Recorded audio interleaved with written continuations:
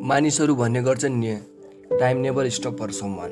Yes, they are right. समयले कसैलाई पनि पर्खदैन। यो खोला सरह आफ्नै गतिमा निरन्तर रूपमा बगिरहन्छ। यो समयको खासियत नै हो।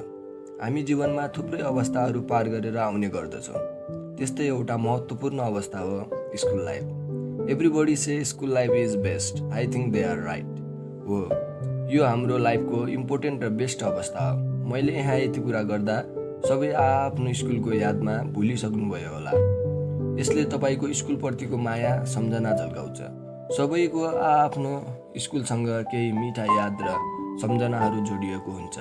मानिसहरू स्कुलमा पढाएका कुराहरू बिर्सन सक्छ, तर उसले स्कुलमा बिताएका रमाइला पलहरू बिर्सन असम्भव नै छ।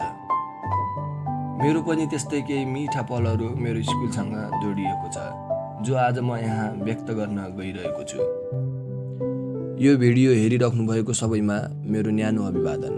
मेरो नाम जनक मगर, घर तुलसीपुर उपमहानगरपालिका 7 दाङ। अहिले म ज्ञानदीप कलेज तुलसीपुर 5 दाङमा साइन्स विषय लिएर 11मा अध्ययन गरिरहेको छु। मैले एसई उत्तीर्ण गरेको विद्यालय गुरु जजुर नमुना माध्यमिक विद्यालय। नाममा नमुना थपिए झै यो काममा पनि नमुना नै थियो।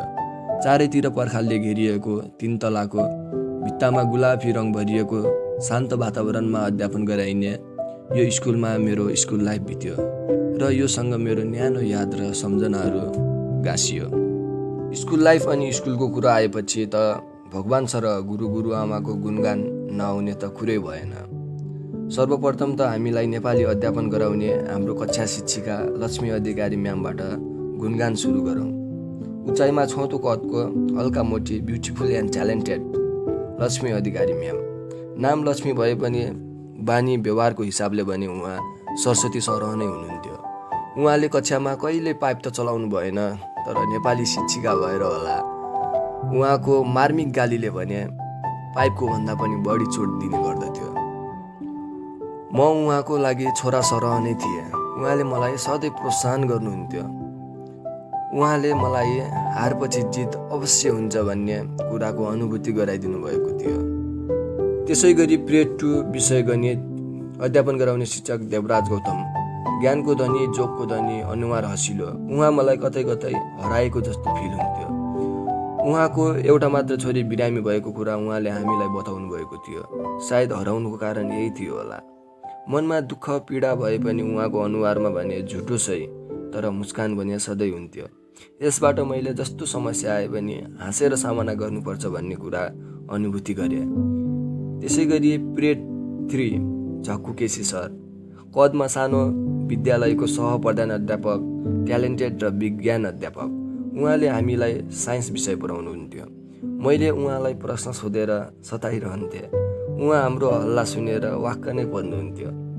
त्यसै गरी पिरियड 5 इङ्ग्लिस, पेट ठुलो, चट्ट ढाका टोपी लगाएको अग्लो कदको इङ्ग्लिस अध्यापक सर नारायण देवकोटा। उहाँले हे यु या यु भनेर औँला ठडाउँदा सबलाई हाँसो उठ्थ्यो। झन् उहाँको पनिसमेन्ट दिने तरिका त बेग्लै। अगाडि लगेर टाउको निहुराएर घुमाउने उहाँको बेग्लै पनिसमेन्टले कक्षामा अटेन्सन भन्ने सबैको ल्याउँथ्यो। मैले पनि कहिलेकाहीँ अगाडि गएर घुम्ने अवसर पाएको थिएँ। त्यसै गरी कल्पना म्याम, उहाँको पिरियड भने फिक्स थिएन। उहाँ कहिले कुनै पिरियडमा आउनुहुन्थ्यो त कहिले कुनै पिरियडमा। उहाँले भने हामीलाई स्वाजवा विषय पढाउनुहुन्थ्यो। स्वाजवा यानि कि स्वास्थ्य जनसङ्ख्या वातावरण। बोली र व्यवहारमा रुठो तर मनको सफा कल्पना म्याम मलाई सधैँ अघि बढ्न प्रेरित गर्नुहुन्थ्यो। त्यसै गरी लास्ट पिरियड कम्प्युटर अध्यापक गराउने टिचर सरोज सर। उहाँले पढाउने कम मोटिभेसनल कुराहरू बढी सुनाउने गर्नुहुन्थ्यो। उहाँको यो पक्षले मलाई छोटो समयमै उहाँप्रति आकर्षित गरायो। हामी सबै साथीहरू मिलेर कक्षामा निकै रमाइलो गर्थ्यौँ। विद्यालयमै सबभन्दा बढी हल्ला गर्ने कक्षा भनेर हाम्रो कक्षा नै चिन परिचित थियो। मिलनसार सहयोगी साथीहरूले गर्दा त झन् स्कुल लाइफ रमाइलोमै बित्यो। हामी सबैले साथमा बिताएका रमाइला पलहरूको बयान त गरेर सकिन्छ होला जस्तो लाग्दैन मलाई। पढाइ र अतिरिक्त क्रियाकलापमा अगाडि भएकाले होला मेरो अनुहार नराम्रो भए पनि म सबै साथीको र शिक्षकको लोकप्रिय नै थिएँ। पिरियड खाली के हुन्थ्यो, हामी भने सधैँ त्यस पिरियडमा हाजिर जवाब खेल्थ्यो। सबलाई सामान्य ज्ञान निकै मनपर्ने। कक्षा क्याप्टेन भएकाले होला म माथि कक्षाको जिम्मेवारी भने थियो नै। मैले प्राय शुक्रबारीय अतिरिक्त क्रियाकलापहरूमा भाग लिने गर्दथेँ। कहिलेकाहीँ केही स्थानीय आइहाल्थे अनि आइतबार बिहान लाइनमा अवार्ड पाउनुको त मजा नै बेग्लै थियो। मेरो खेलप्रति पनि निकै रुचि थियो। म प्राय सबैजसो खेलहरू खेल्ने गर्दथेँ। विद्यालयमा सबभन्दा खास दिन टुर। मनकामनाको सुन्तला, घान्द्रुकको चिसो वातावरण, हिमालय दृश्य र निष्ठान्त भोजनले टुरको माहौल नै बदलिदियो। 60 जना विद्यार्थीको एउटा सेक्सन, विद्यार्थीको निकै भिड मध्ये मेरा केही नजिकका साथीहरू थिए। हामीहरू एक आपसमा कुराहरू साटासाट गर्दथ्यौँ र जानेका कुराहरू एकले अर्कालाई सिकाउने नै गर्दथ्यौँ। उनीहरूको याद र सम्झना अझै पनि मेरो आँखाको अगाडि झलझल आइरहन्छ। मेरो सम्पूर्ण आदरणीय गुरु गुरुआमा र साथीहरूको कहिलेकाहीँ मन दुखाउन गएको भए क्षमा याचना माग्छु। न्यानो अभिवादन, मिठो सम्झना। धन्यवाद।